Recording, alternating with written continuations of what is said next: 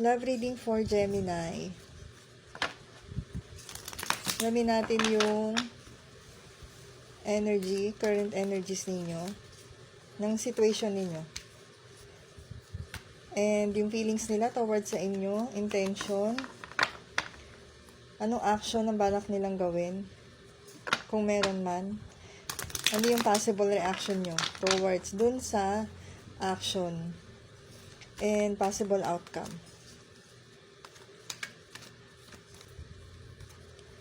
Energy check. Wow, happy.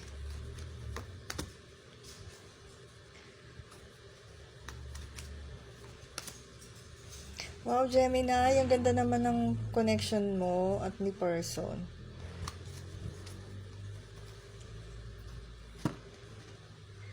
So, sa inyo, Gemini, yung connection ninyo, yung iba sa inyo, kontento naman kayo sa kung anong meron sa connection ninyo, happy kayo. And yung iba naman sa inyo, hinahanap nyo pa yung balance. Yung iba naman sa inyo, yung interaction ninyo with your person ay may balance eh. Nasa balance kayo, Gemini. Ang ganda ng energy ng group na to. And may ano kayo eh. Alam niyo kung paano ninyo poprotektahan yung energy ninyo para hindi kayo maging affected ng mga nega vibes. Kumbaga, marunong kayong mag-ingat para sa sarili ninyo at para sa relationship ninyo. Tignan natin yung feelings nila towards sa inyo. So far, maganda ha. Yung iba sa inyo na nasa long-term relationship, nasisense ko na talagang dumaan kayo sa point na pinaglaban nyo tong connection na to. Anong feelings ng person ni Gemini?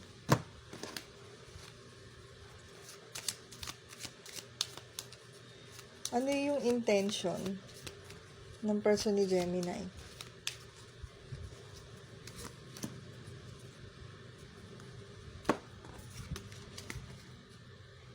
Love call. Someone expresses love. A message of love, thinking of you and letting you know. Kitams, in love talaga ang mga Gemini. I'm happy for you, Gemini. Ang ganda naman, in love na in love ang inyong jowa sa inyo. And I'm sure ganun din kayo. So, ito, anchor. So, possible na life path number nyo, 3 or 5 or 9. Pag ini-add nyo, number 8. So, baka meron ding life path number 8 sa inyo. Alam nyo yung intention nila. Ma-overcome ninyong dalawa, lahat ng obstacles na madadaanan, may encounter ninyo. Lahat ng pagsubok.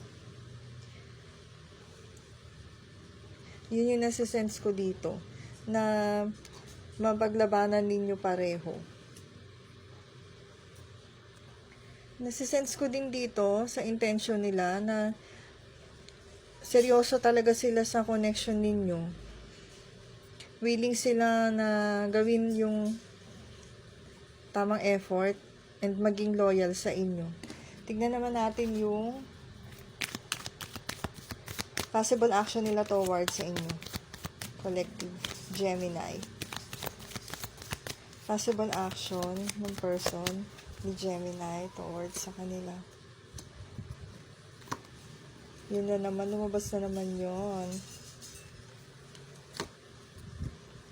Gemini, itong person ninyo, talagang gusto kayong protektahan nito and at the same time, gusto rin nilang ingatan yung relationship na meron kayo, protektahan.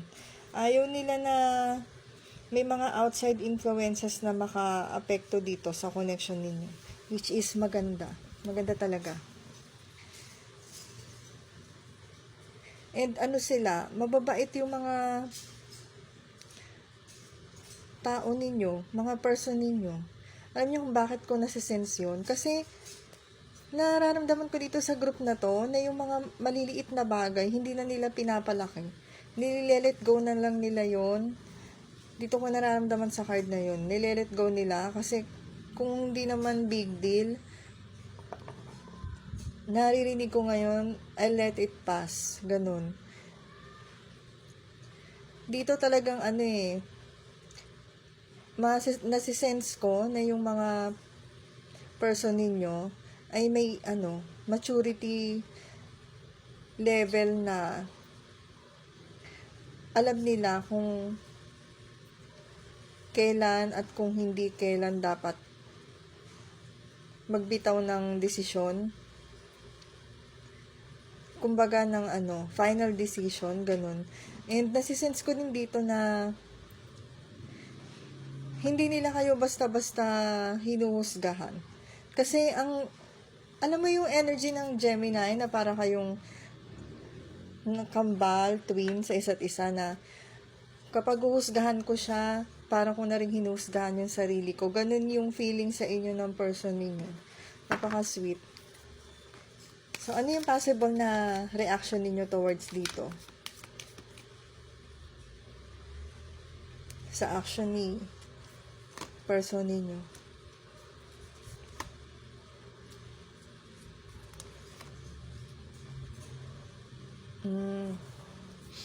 So, yung iba sa inyo, pakiramdam nyo, talagang soulmate nyo sila. And yung iba sa inyo, talagang nararamdaman ninyo.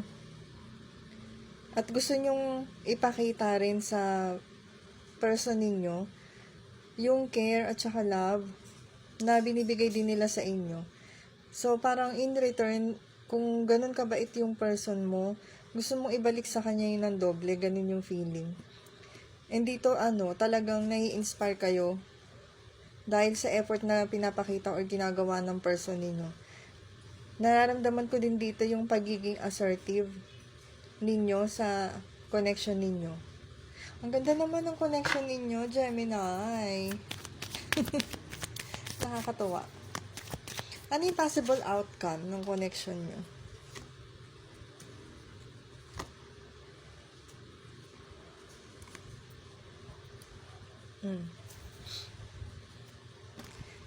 Bottom of the deck, 8 of Pentacles. Willing talaga kayong i-work out kung ano yung kailangan para ma-maintain yung magandang, kumbaga, ambience or magandang level ng connection na meron kayo. So, dito yung possible outcome ninyo.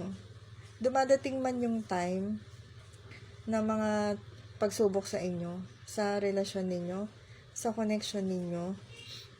Nararamdaman nyo man minsan yung feeling na naririnig ko yung word na incompetent or bored or parang not worthy, not enough. Pero sa huli, nagagawa nyo pa rin ng balanse yung connection ninyo, which is very good talaga. Kahit na minsan, nararamdaman din ng partner ninyo na ganun. Kayo naman yung parang bumabawi sa kanila. Yun yung nasisense ko dito. Alam ninyong i-feel yung cup ng bawat isa.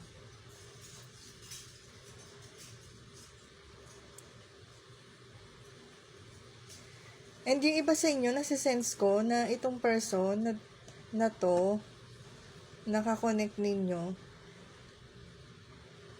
surprise, parang surprise yung naging relationship ninyo or yung pagkaka-meet ninyo sa isa't isa. Naman ko, bigla ko na lang siya na-sense na ganun. So, thank you Gemini for watching. Kung gusto mo ng private reading, i-message mo lang ako. Thank you.